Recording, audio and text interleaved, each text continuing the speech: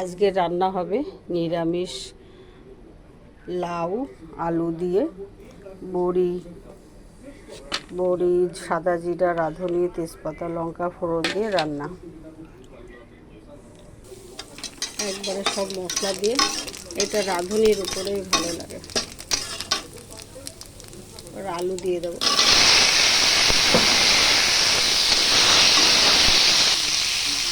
লবণ হলুদ দিয়ে দিয়েছি।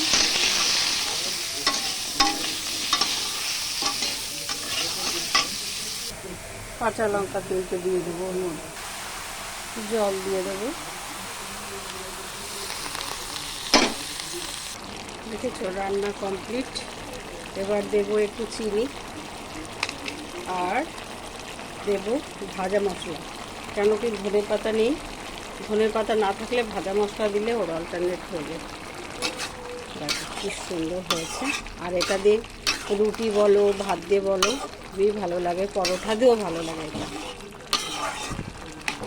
আর রাত্রেবেলা তো মাছ ভালোই লাগে না, এরকম একটু ভেটে দিতে হবে। টাটা বন্ধুরা।